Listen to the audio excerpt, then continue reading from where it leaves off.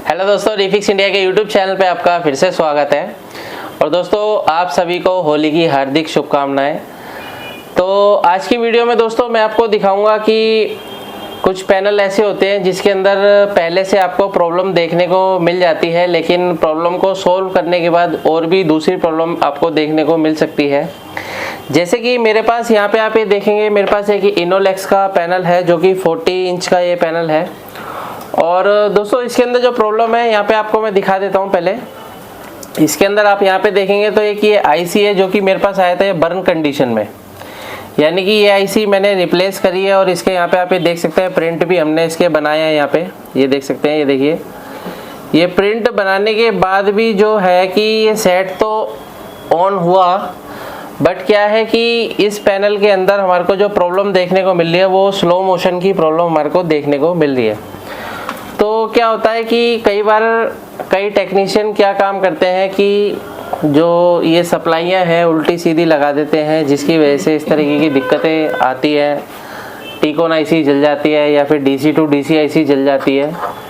तो कभी भी इस तरीके से ना करें। आप पैनल को रिपेयर करते हैं तो बहुत ध्यान देके काम करना चाहिए ताकि किसी का पैनल ख़राब ना हो। नहीं तो क्या होगा कि ये पूरी पीसीबी चेंज करनी पड़ सकती थी, लेकिन फ़िलहाल तो हमने इसको बना दिया है।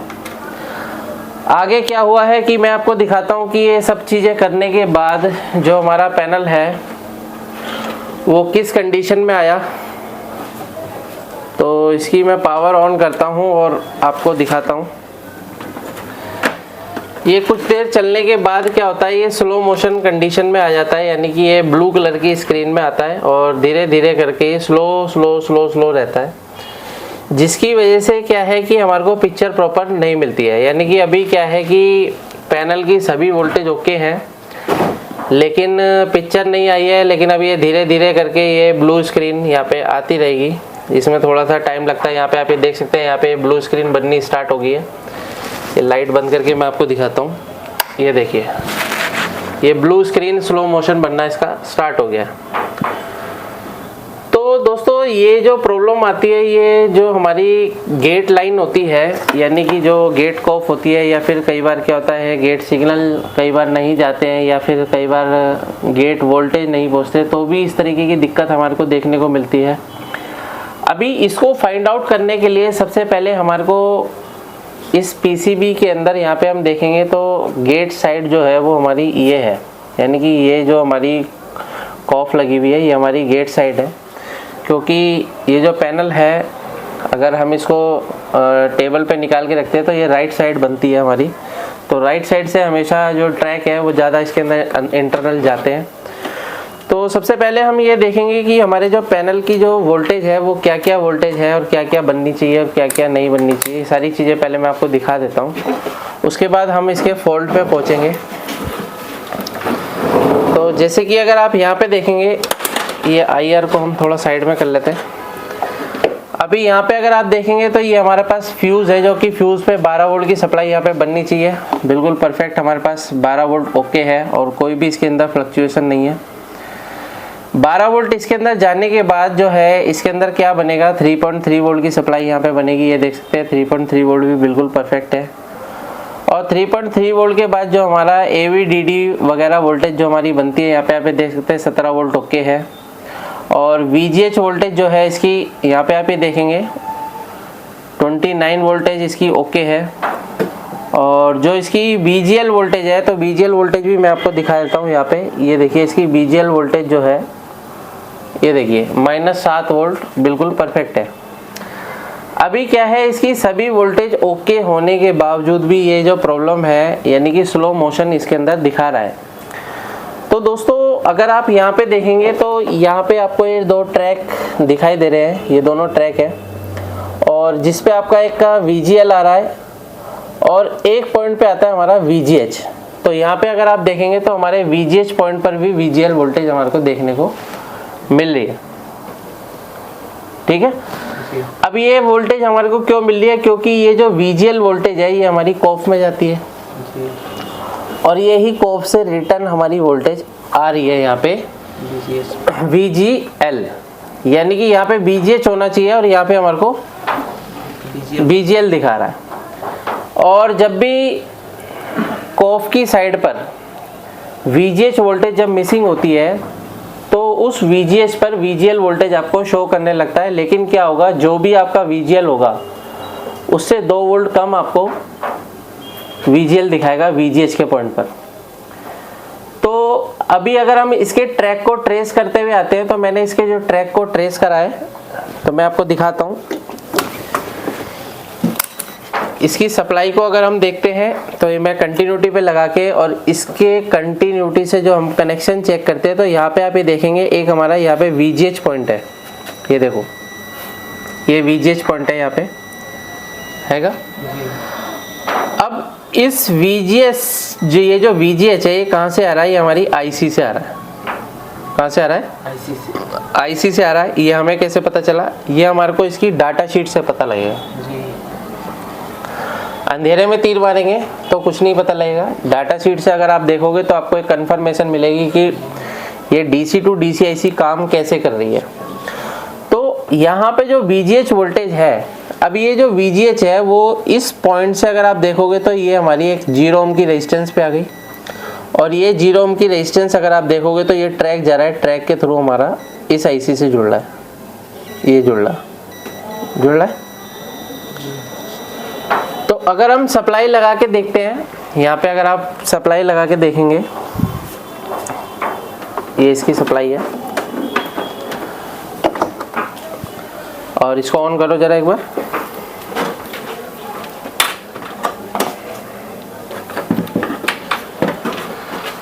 ऑन हो गया सेट ऑन होने के बाद मल्टीमीटर को हम DC वोल्ट की रेंज पे लगाते हैं। अभी हम पहले चेक करेंगे कि हमारी IC जो है वो VGH वोल्टेज निकाल रही है या नहीं निकाल रही। तो यहाँ पे आप ये देख सकते हैं VGH वोल्टेज आ रहा है, इस IC को VGH निकालना चाहिए यहाँ पे इस पॉइंट पर, तो यहाँ पे आप ये देख सकते हैं VGL आ रहा है, यानी कि इस पॉइंट पर हमारे को VGH ही वोल्टेज मिलना चाहिए। और ये तकरीबन कितना होना चाहिए, 22 से 26-27 वोल्ट के बीच में होना चाहिए, क्योंकि इसके अंदर एक तो VGH है और एक VGH-P है। तो VGH-P जो है वो वोल्टेज ज़्यादा होती है और जो VGH रहता है वो वोल्टेज कम रहता है। तो यहाँ पे आप ये देखोगे कितना वोल्ट बन रहा है, 29 वोल्ट। VGH-P हाई है और जो हमारा VGH है वो कितना वोल्ट है, यहाँ पे आप ये देखो 21 वोल्ट। तो अभी हम क्या काम करेंगे, ये जो हमारी रेजिस्टेंस है जहाँ तक हमें लग रहा है ये हमारी ओपन है। क्या है, ओपन है। ओपन क्यों है, क्योंकि वो जो ट्रैक है ये ट्रैक यहाँ से ब्रेक हो गया, तो वो वाली वोल्टेज जो है हमारी बैक आ गई। ठीक है ना। ओपन होने की काफ़ी सारी कंडीशन है, अब कैसे जला कैसे नहीं जला वो उसकी वजह से कुछ भी हो सकता है। तो यहाँ पे अगर हम कंटिन्यूटी पे लगा के अगर हम चेक करते हैं इस रेजिस्टेंस को, क्या कंडीशन है इसकी, तो ये जो रेजिस्टेंस है यहाँ पे आप ये देखेंगे ये ओपन कंडीशन है। ठीक है। अभी हम क्या काम करेंगे, यहाँ पे अब जंपर भी लगा सकते हैं, तो जंपर लगाने से बढ़िया कि हम दूसरी कोई भी रेजिस्टेंस यहाँ पे लगा देंगे। तो दूसरी रेजिस्टेंस यहाँ पे लगा के देखते हैं कि क्या कंडीशन हमारी बनती है। पहले पावर निकाल लेते हैं और इस पॉइंट को हम पहले क्लीन करेंगे और यहाँ पे पहले सोल्डिंग लगाएंगे। जहाँ पे हमारा ये VGL आ रहा है वहाँ पे हम क्या काम करेंगे, अभी VGH देंगे। ठीक है, सोल्डर के द्वारा।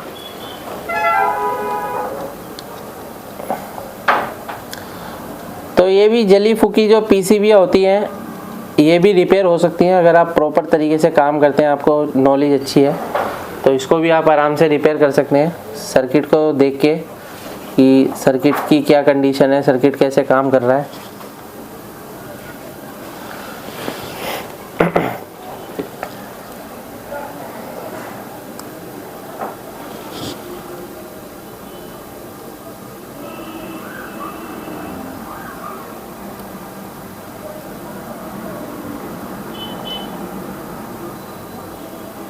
यहाँ पे क्या है, या तो हम इसको निकाल लेते हैं क्योंकि थोड़ा सा प्रॉब्लम क्रिएट कर रहा है सोल्डर ना होने की वजह से, क्योंकि कहीं पे भी शॉर्टिंग नहीं होनी चाहिए। VGH क्या होता है, वोल्टेज हाई होती है, कहीं दूसरी जगह शॉर्ट हो गई तो हमारी DC to DC IC भी ख़राब हो सकती है। तो इसमें क्या है, हमारे को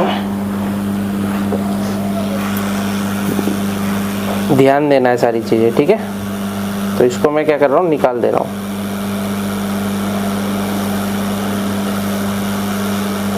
ये मैंने निकाल दिया।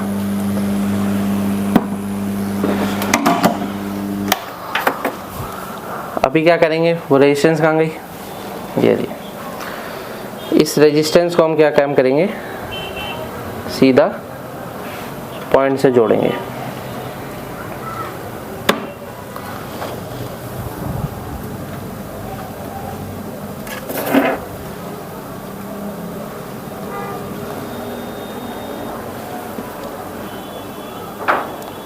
या फिर हम यहाँ पे एक जंपर भी मार सकते हैं, लेकिन जंपर से बढ़िया है कि रेजिस्टेंस अगर आपके पास है तो रेजिस्टेंस आप लगा सकते हैं। तो ये रेजिस्टेंस मैंने यहाँ पे मार दी एक।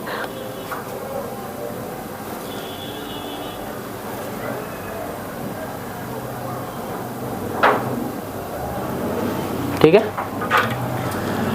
ये रेजिस्टेंस हमने इस तरीके से मार दी। क्लियर है। अब हम क्या काम करेंगे, अभी हम सप्लाई लगा के देखते हैं कि भाई क्या कंडीशन है।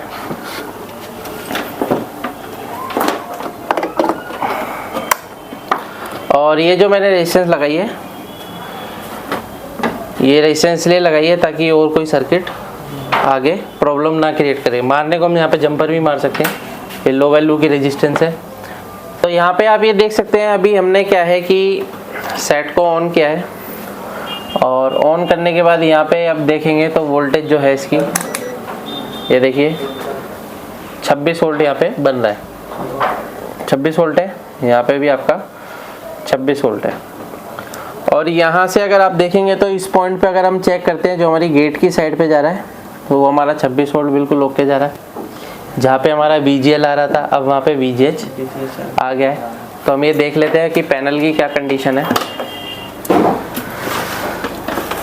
तो यहाँ पे आप ये देख सकते हैं, पैनल हमारा बिल्कुल फर्स्ट क्लास तरीके से चल चुका है। इस तरीके से हम किसी भी पैनल को आसानी से रिपेयर कर सकते हैं। अगर आप भी LCD LED TV रिपेयर की ट्रेनिंग लेना चाहते हैं तो नीचे दिए गए कॉन्टैक्ट नंबर पर कॉन्टैक्ट कर सकते हैं। वीडियो आपको पसंद आए तो वीडियो को लाइक करें, शेयर करें, कमेंट करें। Thank you friends.